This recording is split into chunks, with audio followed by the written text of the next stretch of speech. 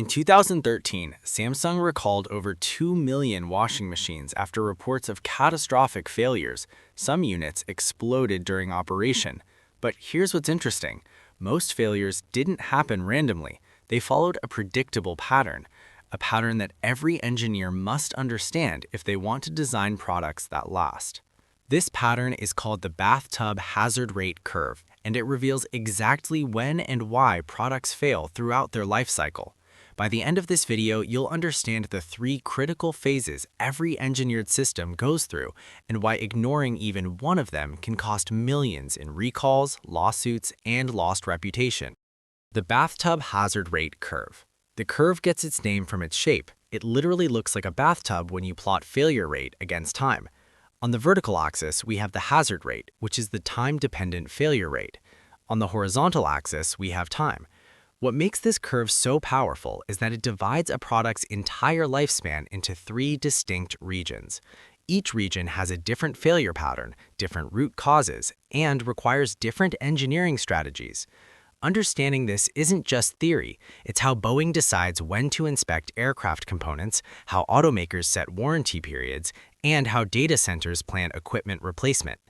Now, before we dive into each phase, remember this. The shape of this curve directly influences every reliability decision you'll make as an engineer. Let's break down each phase. The first phase is called the burn-in region, and it has a decreasing failure rate.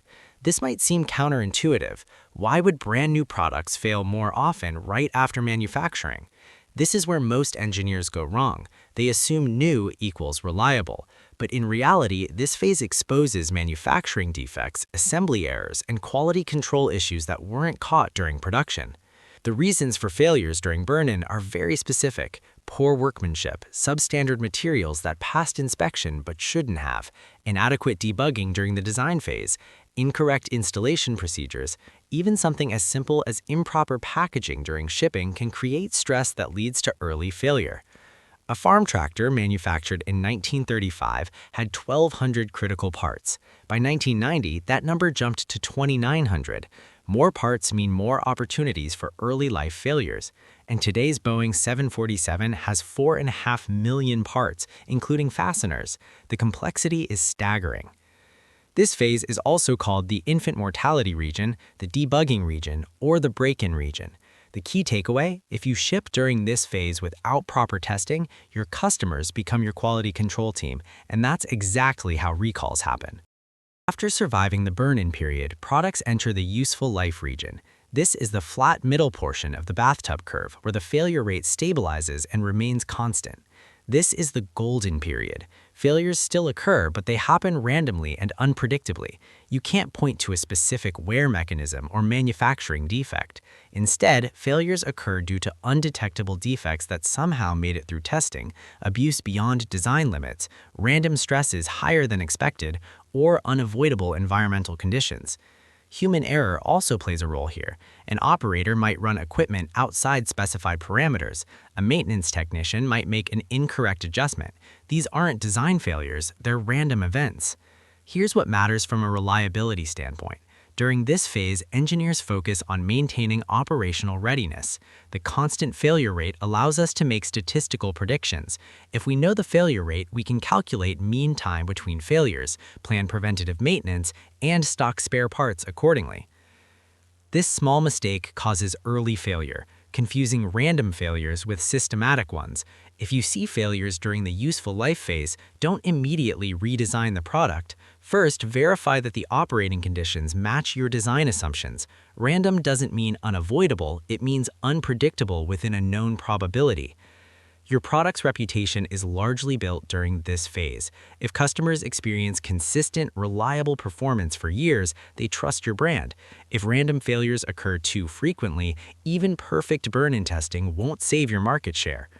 A commercial airliner spends most of its operational life in this region. Airlines depend on predictable failure rates to schedule maintenance without disrupting flight operations. That's reliability engineering in action. Eventually, every product enters the wear-out region. The failure rate begins increasing again, and this time it's not due to manufacturing defects or random stress, it's due to aging. The mechanisms driving wear out are fundamentally different. Friction causes mechanical wear, materials degrade over time through corrosion and creep, components experience fatigue from cyclical loading. Even if you performed perfect maintenance, physics eventually wins. Before moving on, remember this: the wear-out phase is not a surprise, it's predictable. Engineers design products with a specific lifespan in mind, knowing that certain components will degrade. The question isn't whether wear-out will occur, it's when. Poor maintenance accelerates this process. If you skip lubrication schedules, friction increases. If you ignore corrosion protection, degradation speeds up. Wrong overhaul practices can introduce new failure modes that weren't present in the original design. Here's the critical insight: if you operate equipment beyond its designed life without replacement or overhaul, you're gambling with safety and economics.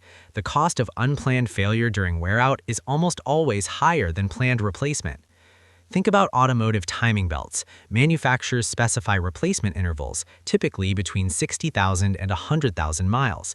That's not arbitrary. It's based on material fatigue testing that predicts when the wear-out region begins. Ignore that interval and you're risking catastrophic engine damage. The same principle applies to aircraft turbine blades, industrial motors, structural components in bridges, anything subject to aging mechanisms. Reliability engineering during this phase focuses on condition monitoring, scheduled replacement, and life extension strategies. Some organizations try to extend useful life through refurbishment. That can work, but only if you address all aging mechanisms. Replace one worn component while ignoring others, and you're just shifting the failure mode. The risks of ignoring wear-out are severe. In safety-critical systems, aging failures can result in injury or death. In high-value systems, they cause mission failure and revenue loss. In manufacturing, they lead to unplanned downtime and production delays. Let's recap what we've covered. The Bathtub Hazard Rate Curve models how failure rates change over a product's lifespan. It has 3 distinct phases. Phase 1, the burn-in region, where decreasing failure rates expose manufacturing defects, assembly errors, and quality issues. This is infant mortality. Phase 2, the useful life region, where constant failure rates represent random, unpredictable failures during normal operation. This is where your product builds its reputation. Phase 3, the wear-out region, where increasing failure rates signal aging, material degradation, and the end of designed service life. Understanding this curve isn't optional for reliability engineers. It influences burn-in testing strategies, warranty periods, maintenance schedules, replacement planning, and ultimately whether your product succeeds or fails in the market. If this video helped clarify the bathtub curve, hit the like button and subscribe for more reliability engineering content. Drop a comment below with the next reliability topic you'd like us to cover: failure modes and effects analysis, reliability block diagrams, or something else entirely. Your suggestions drive what we create next. Thanks for watching, and I'll see you in the next one.